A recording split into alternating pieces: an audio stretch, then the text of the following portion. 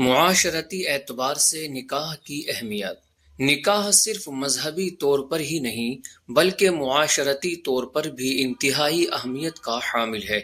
کیونکہ نسل کی بقا، نگاہ و شرمگاہ کا تحفظ اور بدکاریوں کی کافی حد تک بندش نکاح ہی سے وابستہ ہے، اور یہ ساری چیزیں ایک حسین معاشرے کے لیے کلیدی حیثیت رکھتی ہیں۔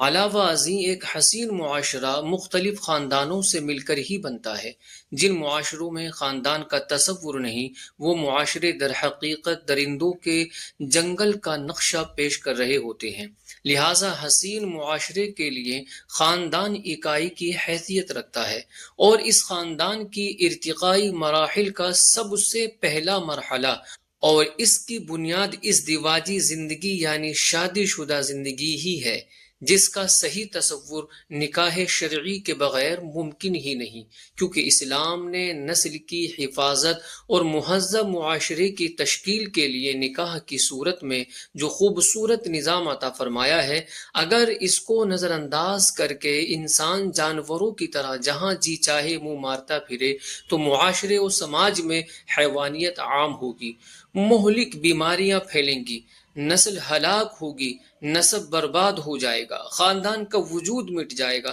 قوموں کی قومیں ختم ہو جائیں گی، معاشرے میں حقیقی تہذیب نام کو بھی نہیں رہے گی، اور سکون نام کی چیز ڈھونڈنے سے بھی نہیں ملے گی۔ یہی وجہ ہے کہ جو ممالک و کنٹریز یا معاشرے نکاح و شادی کے اسلامی نظام کی نعمت سے محروم ہیں، یا جہاں فطری خواہشات کی تسکین کے لیے شادی کے اسلامی نظریات و تعلیمات کو نظر انداز کر دیا گیا،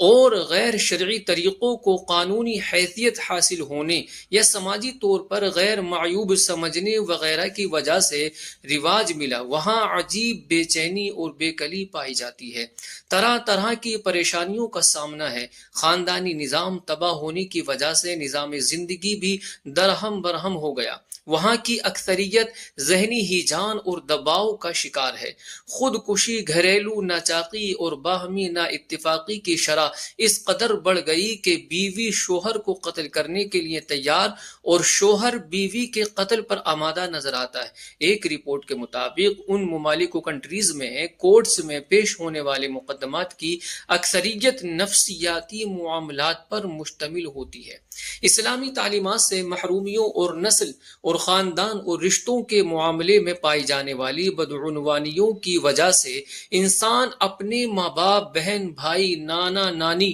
دادا دادی اور بارہا اپنے بیوی بچوں سے بھی بیگانہ ہو کر رہ جاتا ہے۔ ان کے علاوہ چچا چچی اور ماموں خالہ وغیرہ جیسے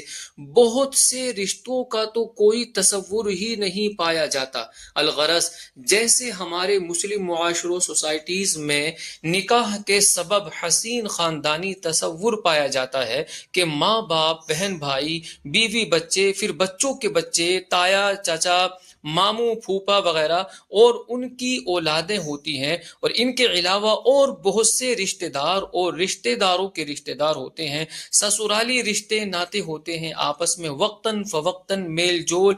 اور لین دین کے سلسلے ہوتے ہیں، گھریلو دعوتیں ہوتی ہیں، غموں اور خوشیوں میں بھی ایک دوسرے کی شرکت غموں کو ہلکا کرنے اور خوشیوں کے رنگوں کو مزید شوخ کرنے کا سبب بنتی ہیں۔ اس قسم کی خاندانی و معاشرتی دلکشی و خوبصورتی ان معاشروں سماجوں کے حصے میں نہیں جو شادی و نکاح کے اسلامی نظام اور اسلامی تہذیب سے محروم ہیں۔ صلی اللہ علیہ وسلم۔